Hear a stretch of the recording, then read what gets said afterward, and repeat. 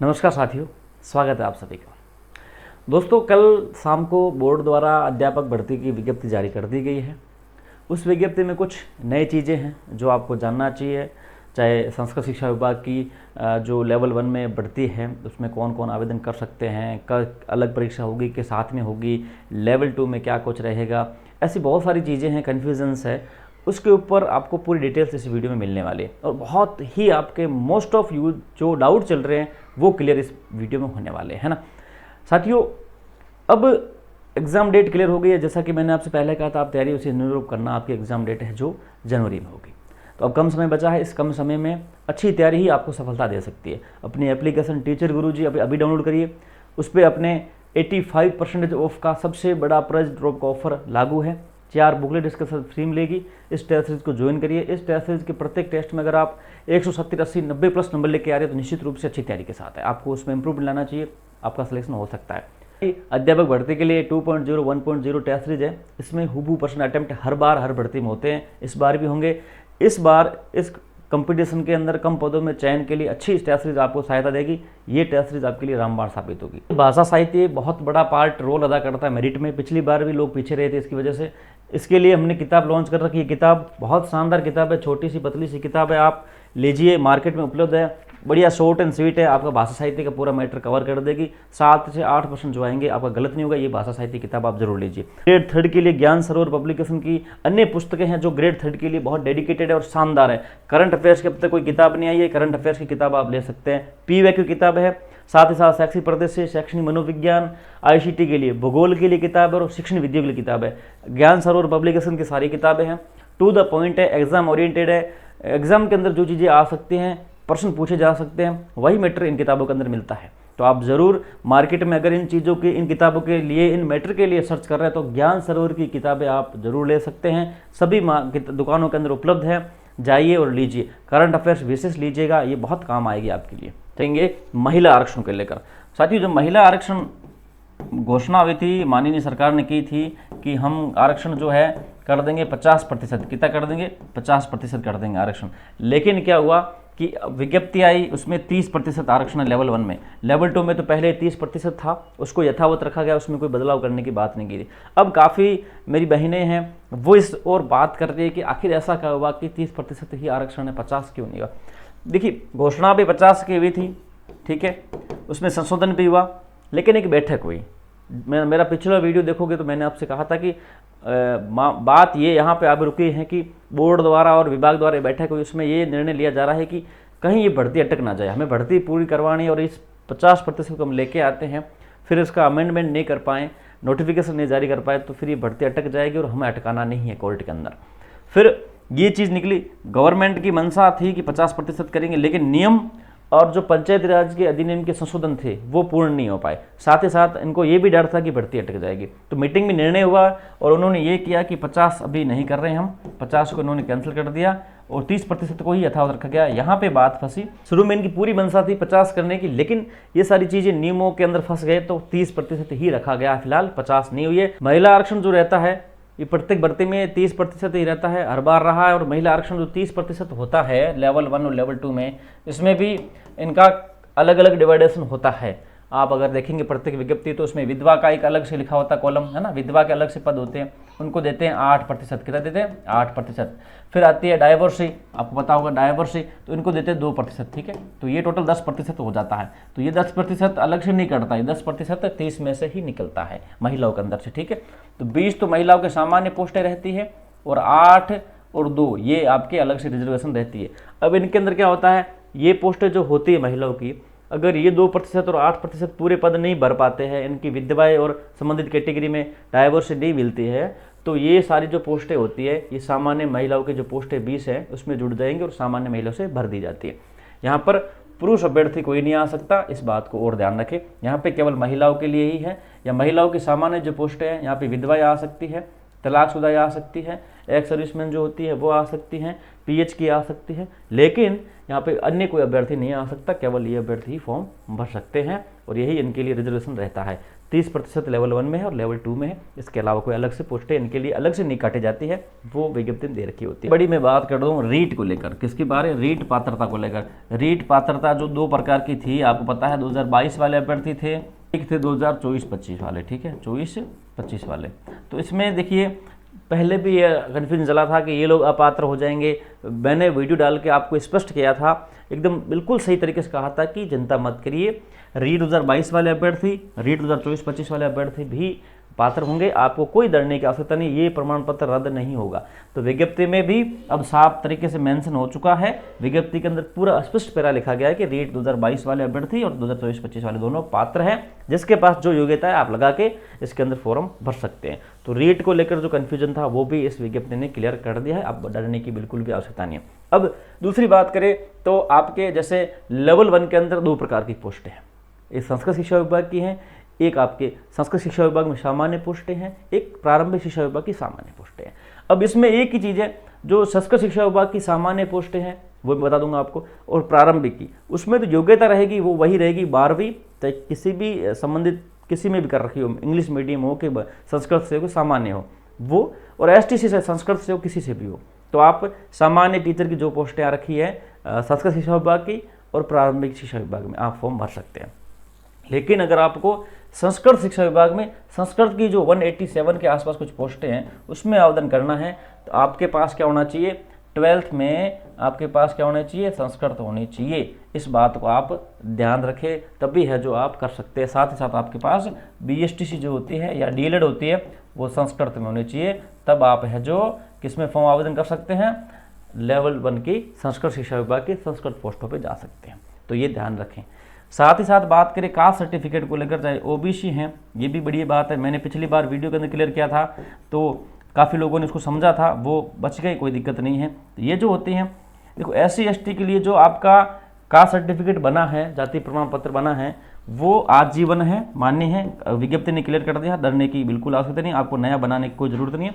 अगर आपके पास डिजिटल बना हुआ है तो आपका वो मान्य है।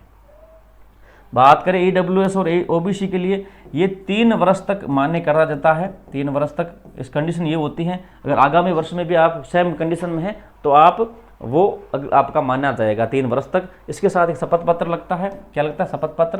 और शपथ पत्र आपके टेलीग्राम चैनल टीचर गुरुजी पे मैंने डाल रखा है। मान लीजिए आप अब फॉर्म भर रहे हैं, आज से 1 साल पुराना आपका सर्टिफिकेट है, चाहे OBC का है, EWS का है, और आप अगले साल में भी उसी कंडीशन में है, नॉन क्रिमिनल है, और EWS की कंडीशन आप पूर्ण कर रहे हैं, तो आपके पास शपथ पत्र होना चाहिए। उस शपथ पत्र के साथ आप उस सर्टिफिकेट को चला सकते हैं। लेकिन अगर आपका सर्टिफिकेट वो बहुत पुराना हो चुका है, 3-4 साल पुराना हो चुका है, तो अब आपका वो सर्टिफिकेट काम नहीं आएगा, तब आप ऐसी स्थिति में नया ही बनाएं। अब अभी नया बनाते हैं तो बड़ी अच्छी बात है, नहीं तो फिर दिक्कत हो सकती है। क्यों, इसमें एक पैरा लिखा होता है कि जो सर्टिफिकेट होगा आवेदन की अंतिम तिथि तक ही जारी होना चाहिए। अगर आप जो फॉर्म भर रहे हैं उसके फॉर्म की लास्ट डेट से पहले का होना चाहिए। अगर आप नहीं बना पाते हैं, किसी कंडीशन में आपका नहीं बन पाता है, तो भी आपके पास ये होता है, इसमें 17/2/2022 की कार्मिक विभाग की एक परिपत्र है, उसमें कहा गया था कि ऐसा प्रमाण पत्र अभ्यर्थी फॉर्म भरने के बाद बनाता है, फॉर्म भर गया उससे पहले नहीं बन पाया, बाद बनाया, तो उसको भी कोई दिक्कत नहीं है, एक शपथ पत्र के साथ है जो आपका वो भी चल जाएगा। तो ये रहता है कास्ट सर्टिफिकेट को लेकर। ज़्यादा पुराना है तो मैंने पिछली वीडियो, आज से एक 15-20 दिन पहले वीडियो डाला था, मैंने कहा था फॉर्म स्टार्ट होंगे, पुराना ज़्यादा है फॉर्म आपका सर्टिफिकेट EWS OBC का, तो बनवा लो नया।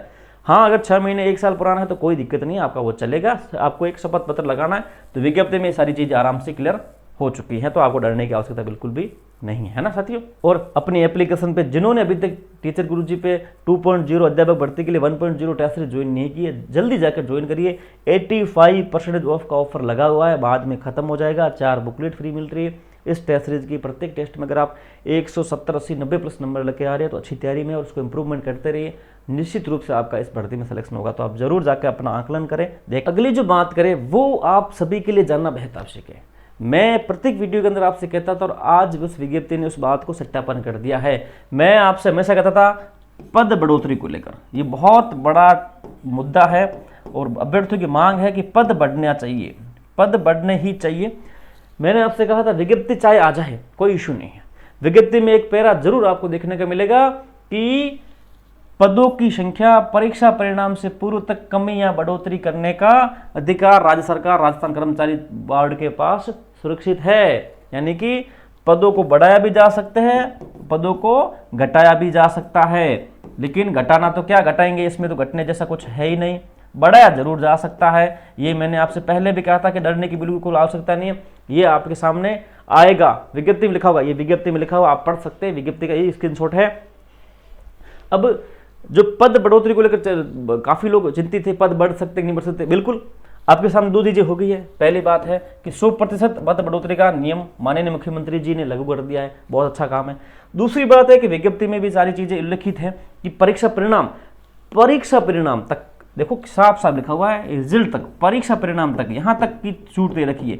अब ऐसा है कि परीक्षा परिणाम बहुत लेट आने वाला, अभी तो क्या होगा, एग्जाम भी बहुत दूर है, तो आपके पास समय बहुत है। और डीपीसी जो हो जाती हैं, डीपीसी दिसंबर तक लगभग आपके हो जाएगी। डीपीसी होने से बहुत फायदा आपका हो जाएगा, पद खाली हो जाएंगे। फिर आपके सामने ये टारगेट रहेगा कि आप माननीय शिक्षा मंत्री जी, माननीय मुख्यमंत्री जी, माननीय सरकार से निवेदन करेंगे, अब मांग उठाएंगे, तो निश्चित रूप से पद जो खाली होंगे उन कुछ पदों को जोड़कर आपके पद बढ़ाए जा सकते हैं। 100% का फॉर्मूला लागू हो चुका है, उस फॉर्मूले के अकॉर्डिंग आपके पद बढ़ सकते हैं, कोई इशू नहीं आएगा। और इसमें साफ साफ विज्ञप्ति में लिखा है कि पद बढ़ाने का और घटाने का सरकार के पास रहता है। और विज्ञप्ति में तभी उल्लेखित करते हैं कि विज्ञप्ति आने के बाद एग्जाम डेट का रिजल्ट आएगा, उससे पहले भी पद बढ़ा सकते हैं। लेकिन ये क्या होता है कि डीपीसी तब तक हो जाए, और मेरा बिल्कुल साफ कहता हूं, मैं फिर से कह रहा हूं, आपकी डीपीसी 100% हो जाएगी, 100% हो जाएगी। इस एग्जाम से पहले ही आपकी डीपीसी होगी, पद खाली होंगे। फिर आपके सामने ही टारगेट रहेगा, अगर आप प्रयास करेंगे तो निश्चित रूप से कुछ पद जरूर जुड़ते हैं, और पद जुड़ते हैं तो आपका फायदा ही होगा, ये ध्यान रखें। तो ये विज्ञप्ति में मैंने कहा था, उल्लेखित होगा और उल्लेखित होकर आया है, ये बात और सत्यापित हो गई। अब आपके सामने यही रहेगा कि प्रयास करेंगे तो निश्चित रूप से आपको पद बढ़ोतरी की खुशखबरी भी मिल सकती है। आगे बात करते हैं। अब जो बड़ा प्रश्न चल रहा था, मैंने कल भी आपको लाइव में कहा था और अब भी विज्ञप्ति को स्पष्ट रूप से पढ़ेंगे, दो चीजें निकल के आती हैं कि लेवल 1 की बात करें, लेवल 1 में 2 प्रकार की पोस्टें हैं, एक है संस्कृत की पोस्टें, ठीक है, एक संस्कृत की पोस्टें हैं, एक सामान्य शिक्षा विभाग की पोस्टें हैं, एक है सामान्य शिक्षा विभाग की पोस्टें। अब इन दोनों में अलग अलग चीजें हैं, मैंने आपके सामने कर रखा है। ये संस्कृत की, जो संस्कृत शिक्षा विभाग के अंदर 2 प्रकार की पोस्टें हैं, ठीक है, एक संस्कृत की पोस्ट है, ये संस्कृत में सामान्य की पोस्ट है, 2 प्रकार की पोस्टें हैं। अब इनमें जो है ये केवल संस्कृत अभ्यर्थी के लिए है, इसमें कौन फॉर्म भर पाएगा, जिनके पास 12th होनी चाहिए, शिक्षा शास्त्र वाली, वो जो आप कहते हैं वरिष्ठ उपाध्याय वगैरह, संस्कृत के अंदर 12th होनी चाहिए, और फिर आपके पास होनी चाहिए BSTC या डीएलएड संस्कृत वाली, ये इसमें आवेदन करेंगे, ठीक है, ध्यान रखना। संस्कृत की जो 187 पोस्टें है संस्कृत शिक्षा विभाग की, उसमें।